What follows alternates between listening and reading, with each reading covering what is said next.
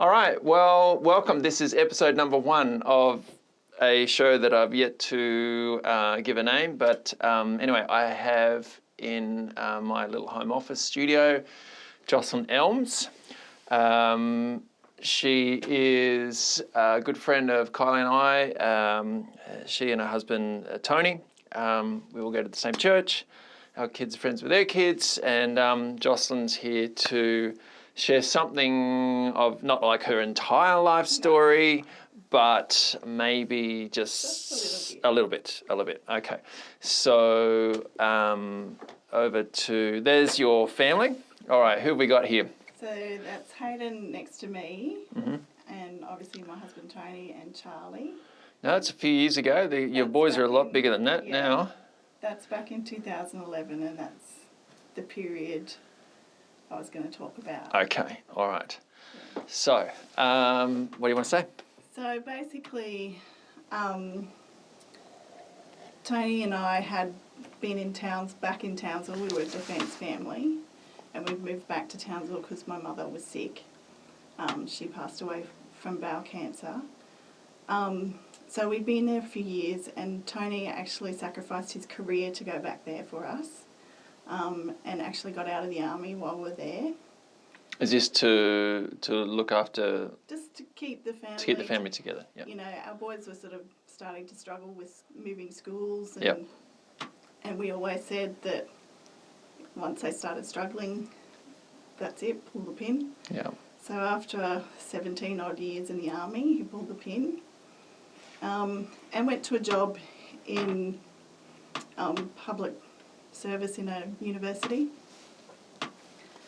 After that, he went to another job, and with this job it was a very, like, you had to have a really close relationship with the employer, and it became untenable, and it was the first time that Tony's ever walked away from a job. Ooh. Without anything to go to. And at the time, I was sort of a stay-at-home mum. I'd found some part-time work, school hours. I was only working 3 days a week. We hadn't had a lot of money saved. We had a house, we had a mortgage, we had school fees. So there was this daunting prospect of no job, no pay packet coming in to pay the bills, all that sort of thing. So it was quite frightening. So I understand this can be a big thing, particularly for defence families transitioning out of the forces. It's huge. It's because you give 10, 20 years of your life. I think back then they were starting to run programs to transition out, but I don't think we took full advantage of that. And also moving from a defence organisation to a university, they're like polar opposites in the way that they operate. Yep. So it was difficult, and to be faced with no prospects, no income. We had some money saved, so we're sort of living off that. And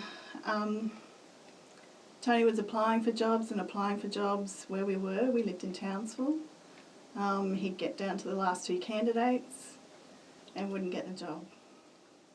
That would be so frustrating. Yeah. Yeah, I mean, for him to have the pressure of putting a roof over your head, feeding a family. And he still feels that pressure today, But to walk away from a job, it must have been pretty bad. Yeah. Yeah. To say, I'd rather, because you're going out of the frying pan into the fire. Yeah. I'd rather take my chances out there, come what may, than put up any longer with whatever it is he was putting up with. And we don't have to go into the messy details. Yeah. Okay. So if you can imagine that I was in my hometown, my father, who had lost his wife of 40 odd years, we wanted I wanted to stay in Townsville, but job prospects weren't coming. So small town, I said to Tony, okay, well, let's look further afield. Let's pick Brisbane, Melbourne, Canberra.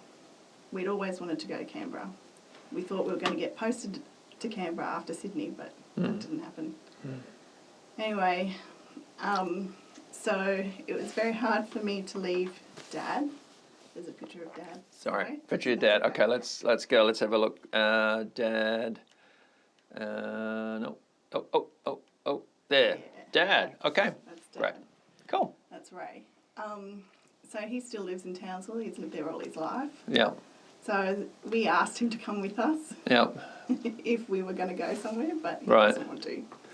So as a daughter of I've only got one parent left, and I'm the eldest. Yeah. I feel that responsibility to look after him. But I said to Tony, okay, I'm prepared to go wherever we have to go. Anyway, in church one night, we were singing and I heard this voice. It wasn't a deep voice, it wasn't like a girl voice or anything like that. I just heard a voice say, "It's okay, I'll sort it." Those were the words. Anyway, so I shared that with Tony. And he said, "That's funny, I got the same word. Okay, I'll sort it, but you don't have to apply for a job." That's what he heard. Wow. And I went, "Oh no, you still have to apply for a job. Yeah. It's just not going to come in. It's going to fall out of the sky. Yeah. Yeah. All right. So a couple more months went along, but standing on that promise, I guess, and Tony sent his resume off to a friend who lived down here. That friend said, "No, don't have anything for you. I'll pass it on to where I've just been." They rang Tony, had interviews over the phone, flew down for interviews, flew up for interviews. Wow. And got a job. That's awesome. So that whole process from leaving, how long from leaving his job to getting a job? So from memory, I mean, this is 9 years ago. I think it was like he left in around about March, and this job started in July. Okay. Yeah. So we pretty much dwindled all our savings. Yeah. Yeah. I mean, that's a few months. Yeah. So then we decided that he would travel down, stay down in Canberra, and I would finish out the year up there, get our house ready for sale, let the kids finish the year with school and all that sort of stuff. So that was tough as well. So, I mean, this sort of stuff happens all the time with a lot of people. Yeah. There comes points in our careers where everything falls in a heap and we've got to pick ourselves up. Yeah. How did you see specifically the hand of God in what happened here? Well, like I said, he got a job without applying for it. Yeah. The other things that fell into place for us were he rang up his sister because his sister and brother-in-law lived down here. Can I come and stay with you for 6 months? They rang back a couple of weeks later. She said yes. They rang back a couple of weeks later and said, "Oh, we've got a posting overseas. Can you look after our house?" So we had a conversation. Fantastic. We knew where we were going to be. Yeah. And then, Yeah. When everything's on the line, I was certainly found in my life, and with a family to feed, when everything's on the line and you don't know where the answer is coming from, like, it's a huge incentive to pray and really look to God for answers. Yeah. I mean, you are always questioning why. Why now? What's going to happen, because you don't know. You can't see the plan in place. We can't see into the future, so we know that we've been brought to Canberra for a reason. What that reason is, I still don't know. But you're alive. Yeah. We are, and we love it. And it's been great.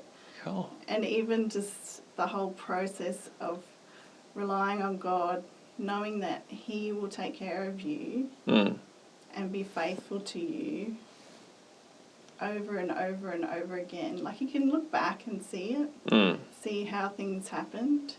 Even the selling of our house, the whole market crashed when we put our house on the market. So we got a good price for it.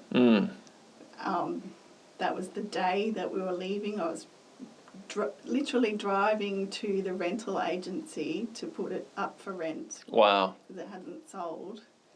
And it sold. Offer came back through. That's awesome. You only need one buyer. Yeah. Exactly. You don't need 10, exactly. just one. Yeah. That's fantastic. Now, you have got some other photos here. Yeah. You want to walk me through? Okay, so this is your family now. Yeah. They were taken a couple of Christmases ago. Okay, a couple of Christmas. Where was that taken? At the Yarralumma Woolshed. Oh yeah, that's cool. I've been to a couple of like barn dances out there and stuff. Yeah. It's kind of like a hidden sort of gem in Canberra, isn't it? Yeah. And that's your boys like when they're quite young. Yes, so that's taken on the same day as the other family photo. Ah, okay. So that's the age that we were shifting them. Hayden was in year 7. Yeah. And Charlie was in year 4. Yeah. So actually, that's a very similar story for Kylie and I. We moved from Sydney back to Canberra when Hamish was, I think, starting year 8. And it was tough. It was harder for him than for our other kids who were younger. Yeah. Because he really was starting to form quite strong friendships. Yeah. And when you're like really young, I mean, you're friends with anyone with a pulse, pretty much. You know, like in kindergarten or primary school. But high school, very different. Very different. Yeah. Yeah. So how did you boys handle the transition? Hayden struggled because because we'd moved from New South Wales to Queensland, then Queensland back to ACT. When we moved from New South Wales, we put him up a year. It was back in those days. And we decided, because he was going into his first year of high school, start him off in high school. He was back in the same sort of cohort as what he would have been if he'd stayed in New South Wales. So he struggled, mainly because he had to cut off all his hair. And he's got the, I mean, I've seen his hair even longer than that. Yeah, it's very long now. Yeah. Cool. Yeah. Charlie, I thought he might struggle, but he didn't struggle as much as what. He sort of rolls with the punches, doesn't he? Yeah. Yeah, he's a good kid. Yeah. Yeah, they're both good kids. All right, so for people listening to the podcast, hopefully someone out there will listen to the podcast. We'll find out. Yeah. What's the take home? What would you like to encourage people? I think that if you are seeking God, He is a faithful God. You know, loyal and steadfast. He's got your back. And, you know, standing on those promises, like it says in Matthew chapter 6, do you not see the birds of the air? They do not reap and sow. God feeds them. Aren't you more valuable than them? So, you know. Yeah, which is you know, very nice and poetic sounding when like you're well fed and you're looked after. Yeah. But when you actually have to stand on that and say, God, like, you know, like the kitchen's bare, I need a miracle. Yeah, exactly. Yeah. So, wow. Well, thank you so much for sharing your story, and forgive me if I've had to look sort of sideways. I'm operating 3 cameras plus the computer, plus keeping an eye on the audio. But Jocelyn Elms, thank you very much. Thanks, Anthony.